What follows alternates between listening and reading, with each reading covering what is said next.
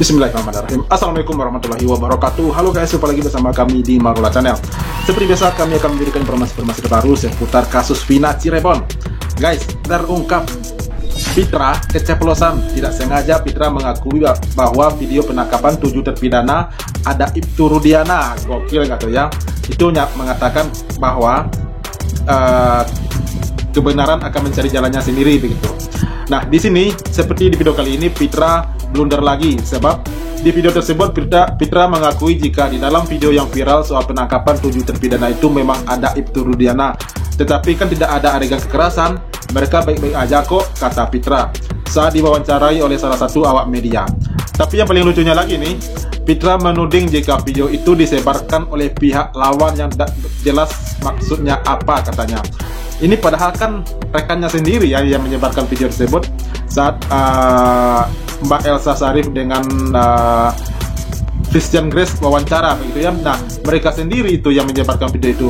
Malah kenapa Fitra yang nggak tahu ya, kenapa Fitra menuding pihak lawan yang menyebarkan video itu. Gokil nggak tuh? Oke guys, seperti apa videonya? Mari saksikan. Let's go. Ya, let's go. Kamu mau pakai apa tadi? Mendang aja, Udah jujur aja ya kalau Udah demi Allah Pak, saya nggak tahu. nembak. Iya, demi jujur. Mau kita mukul apa? Iya, gitu. Ya Allah aja. Berarti kamu, mana ini? Berarti kamu. Ini. Yang pertama nendang. Ini. Itu dari siapa? Mungkin dari lawan kali ya yang sebarin. Justru saya melihat mereka ini blunder gitu. Mereka sebarkan video pengakuan Jaya bahwa saya ikut dia menggebuki, memukul dan lain-lainnya. Itu kan berarti sudah ada bukti nyata pengakuan yang sempurna bahwasanya yang bersangkutan ini para terpidana melakukan perbuatan tindak pidana. Apalagi dalam video tersebut tidak ada mukanya babak belur, saya lihat di situ tidak ada lecet-lecet. Justru dia ketawa-ketawa di situ. Dia bisa senyum gitu. Kalau orang tertekan itu kan dia nggak bisa senyum. Kalau orang dipaksa itu kan dia nggak bisa senyum, mukanya merembut gitu loh. Ini mukanya ketawa di situ, senyum lagi, kan bisa lihat videonya itu. Nah, makanya saya bilang ini mereka blunder sendiri sih. Ya, kau itu yang menunjukkan blunder. bobroknya sendiri gitu. Jadi tuduhan dia itu penyidik bilang pukul dia nggak benar dengan video itu kan jelas itu. Nggak ada yang kenapa-napa mukanya juga gitu. Justru dia membuat pengakuan benar dia memukul gitu. Terlepas dia mengaku tidak bawa golok itu silakan aja. Mana ada maling teriak maling gitu. Keterangan saksi dan ahli yang terungkap di persidangan Sepertinya Fitra ini nggak bisa bahan-bahan buat kata-kata ini ya. Ada beberapa hal baru Mas Reza yang perlu kami update. Kami ternyata bertemu dengan Ibtu Rudiana, ternyata masih aktif sebagai Kapolsek di Kapetakan ya, Kapetakan. Terus kami mencoba bertemu dengan Gugun Gumilar, tapi sampai saat ini kita ngobrol belum sempat kalau bertemu ya. Tapi untuk berbincang belum. Aris Papua malah justru yang saya cari dan ternyata datang ke saya. Sekarang mereka berada dalam satu sudah memberi kuasa kepada Perhaki. Jadi kuasanya diberikan kepada Bu Elsa Sharif semua, dan saya sudah mewawancarai Bu Elsa Sharif dan mengatakan bahwa termasuk juga Anwar dan Gugun Gumilar juga sudah memberikan kuasa kepada Bu Elsa untuk Bu Elsa CS ya, karena Perhaki ini untuk menjadi kuasa hukum mereka. Sebuah keputusan menurut saya tidak begitu strategis. Kenapa? Ingat, saya bukan sarjana hukum, saya bukan advokat, saya bukan bagian dari organisasi advokat apapun. Kalau saya dari pihak eksternal mengatakan begini, ketika mereka bergabung di salah satu organisasi advokat, dan pada saat yang sama di situ juga sudah ada Ibtu Rudiana, sudah juga ada AM, maka seolah-olah mereka menciptakan sebuah benang merah bahwa mereka, para klien ini, ada pada satu kelompok, ada pada satu cluster, ada pada satu kepentingan. Dan itu paling tidak dari sisi penilaian publik ya, atau paling tidak penilaian saya, itu memunculkan sebuah penilaian yang kurang positif. Ibtu Rudiana yang dipotret oleh netizen dipotret sebagai orang yang mengorkestrasi ini semua, bersanding dengan AM yang diyakini oleh netizen sebagai pembual yang membuat sebuah cerita palsu. Kemudian ada nama-nama personil polisi lain yang diasosiasikan oleh publik sebagai polisi brutal, pelaku kekerasan dan seterusnya. yang mengakibatkan sekian banyak orang akhirnya harus ngendon dalam penjara seumur hidup mereka. Itu kan merupakan sebuah benang merah yang tidak menyenangkan sesungguhnya. Kalau saya akan memilih, oke, saya butuh advokat, tapi saya akan pilih untuk memisahkan diri dari kemungkinan adanya pencitraan saya punya kepentingan yang sama dengan mereka-mereka itu. Jadinya kubu-kubuan ya? Nah, coba sekarang kita bayangkan, para terpidana yang ditangani oleh Peradi kepentingannya apa? Bebas kan ya, mengubah putusan hukum bahwa mereka yang dipotret sebagai pelaku penganiayaan, pemerkosaan, dan pembunuhan ingin jadi manusia merdeka.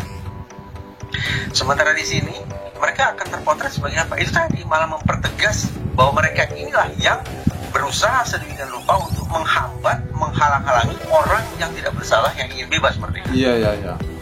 Ibaratnya ini adalah di-abuse, pihak-pihak yang sudah teraniaya, ini seolah rentan untuk kemudian dipotret sebagai the-abuser, pihak yang melakukan penindasan itu. Itu akibat apa? Karena tadi menurut saya, karena mereka memutuskan masuk ke dalam sebuah kelompok yang sama yang ditangani oleh organisasi advokat yang sama. Hingga saya tidak sedang bicara tentang mengecam organisasi advokat, bukan itu, tapi saya bicara tentang bagaimana keputusan itu, keputusan para pihak itu, keputusan para klien itu akan bisa mempengaruhi penilaian publik terhadap diri mereka sendiri.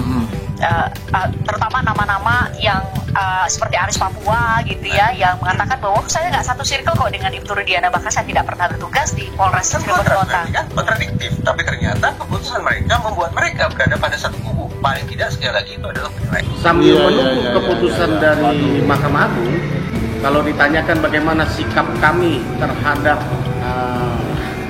orang-orang yang disebutkan ya, saya berpikir dalam hukum kita ini ada celah untuk pemaaf yang namanya restoratif justice.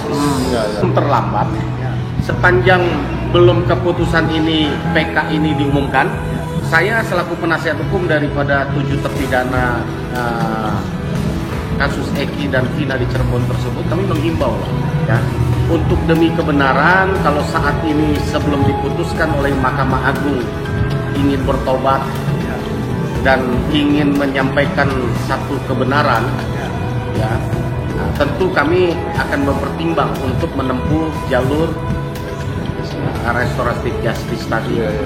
Oh iya. Saya ketemu dengan Ibu Elsa Sarif tuh beberapa hari yang lalu.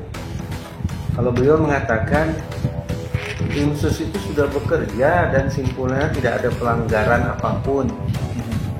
Saya tanya, Ibu memang hadir waktu pemeriksaan? Tidak.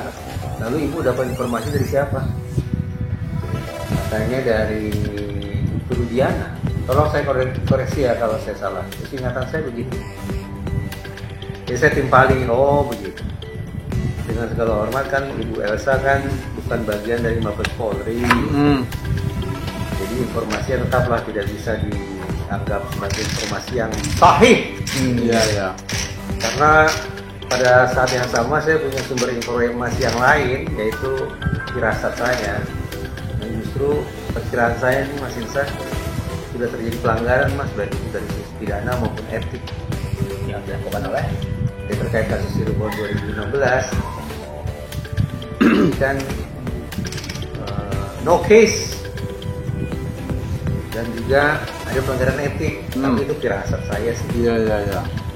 Tinggal kita mau percaya mana nih, firasat saya Al-Fakir yang daif ini ataukah pada versinya biasa. Bagi saya dua-duanya sama aja, mungkin benernya sama aja, mungkin ngawurnya. Iya.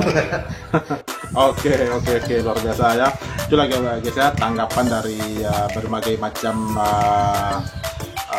pengamat kasus Vina ini ya, sepertinya seperti Pak Reza Indragiri, dan tadi juga ada Bang Jiteo Bongso begitu ya.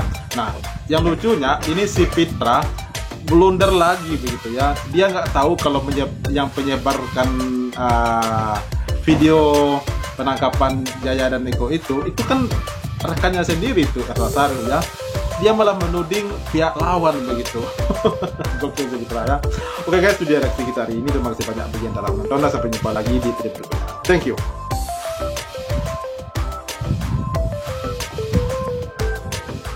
Thanks for watching.